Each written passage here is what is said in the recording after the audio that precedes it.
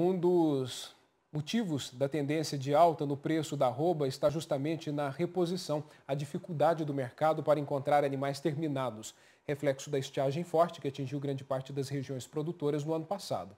Mas para falar a respeito desse assunto, eu recebo aqui a analista de mercado da Scott Consultoria, a Tainá Drugovic. Boa noite, Tainá. Seja bem-vinda mais uma vez. Obrigado pela presença aqui com a gente. Boa noite a todos e eu que agradeço mais uma vez o convite.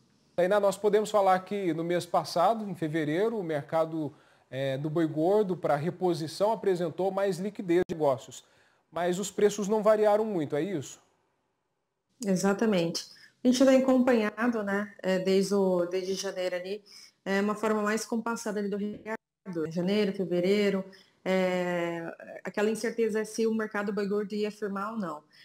Por mais que a gente tenha acompanhado um cenário bem lento no mercado doméstico de consumo patinando, o mercado externo tem mantido as cotações bem firmes, né? Tanto que a gente tem acompanhado nos últimos dias a cotação ir firmando mesmo com a proximidade aí da segunda quinzena do mês, quando, sazonalmente o consumo de carne bovina no mercado interno é mais fragilizado.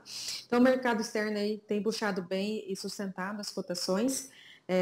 O que a gente tem acompanhado nesses últimos dias é o mercado de reposição andando um pouco mais de lado, principalmente no que se diz respeito aí ao conflito, né, da Rússia e da Ucrânia, diante das incertezas do que o reflexo desse conflito deve pesar aí sobre os custos de produção a longo prazo. Então, o mercado de reposição aí tem andado mais compassado desde o início do ano, mas um pouco mais de liquidez na comparação mensal. O criador está mais cauteloso? Sim, todos os criadores são mais cautelosos, visto que a preocupação tem aumentado, né?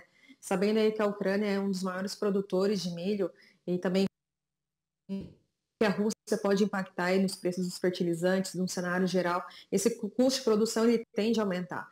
Nós esperávamos aí no final do ano passado que tivesse um alívio nos custos de produção nesse ano, mas no começo do ano já começamos a perceber que o ano não ia ser fácil, já tivemos aquela quebra da safra da região sul, que já é um ponto que ia pesar sobre as cotações, e agora o conflito da Rússia e da Ucrânia, que deve pesar ainda mais sobre os custos de produção, pensando em mais a longo prazo. Por hora, esse conflito não tem pesado no cenário do boi gordo, mas os recriadores já começam a ficar de olho mais para frente. A gente já está batendo a porta aí, a janela do primeiro dia dos confinamentos, né? Os confinadores já estão preparados para atender essa demanda, mas o segundo semestre, sem dúvida, vai ser um ponto de atenção. Que preço aí vai passar a ser o milho, o farelo de soja no cenário geral. O mercado de reposição tem recuado um pouco os preços, né, fazendo um ajuste ali, pensando que agora a gente já começa a apontar aí para a entre safra do capim, né? As chuvas hoje eu estou aqui no Mato Grosso, as chuvas ainda são abundantes aqui, a gente tem visto uma melhor passagem, a passagem ainda continua com boa capacidade, mas outras regiões já começam aí a dar sinalização da degradação e já começar a perceber uma capacidade de suporte no ritmo aí a médio prazo. Então, sem dúvida, esse é um ponto de atenção que já começa a pesar um pouco mais sobre as negociações. Os recriadores já começam a ficar um pouco menos resistentes na hora de negociar, mas por outro lado a gente também está sem oferta, né? Principalmente que agora o foco são os animais mais zerados já para colocar na terminação, então a gente está mais de olho no boi magro e no garrote, que são categorias que são extremamente difíceis de encontrar no mercado. Por outro lado, a gente já tem observado uma boa oferta aí de bezerros, principalmente falando em bezerros desmamados. A tendência é que agora em abril, maio, a gente deva ver uma oferta maior dessa bezerrada, principalmente da boa produção, da retenção de fêmeas que a gente acompanhou aí no ano passado.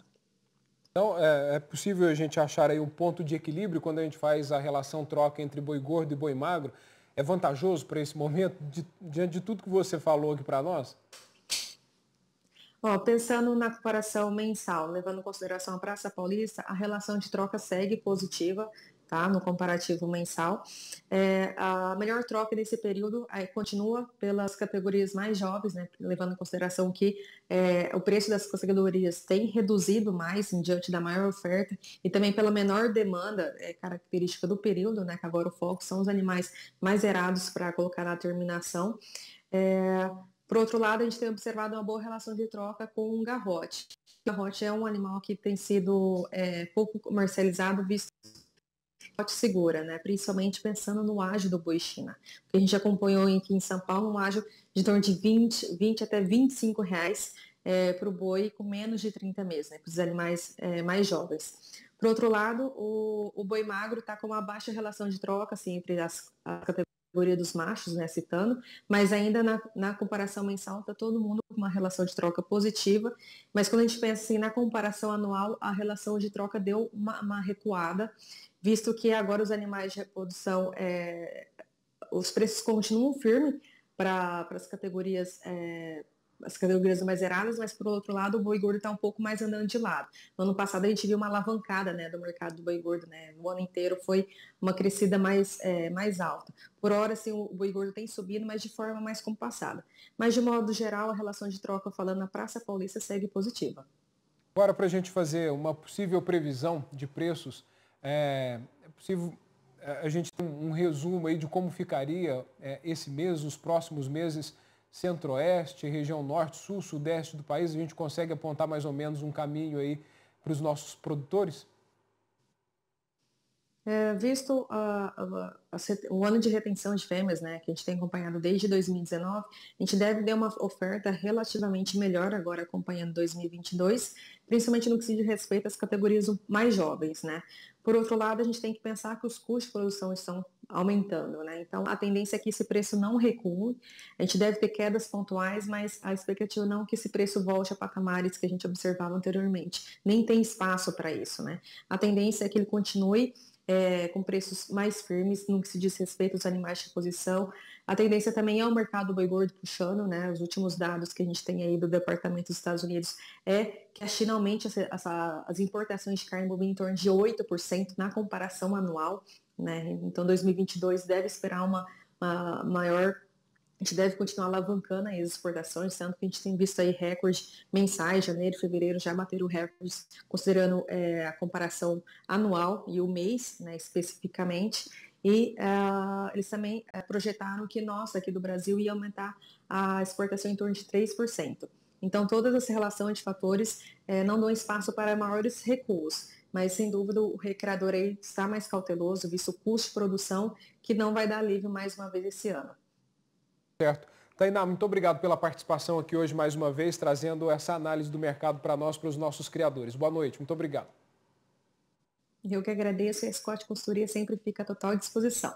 Um abraço a todos e uma boa noite.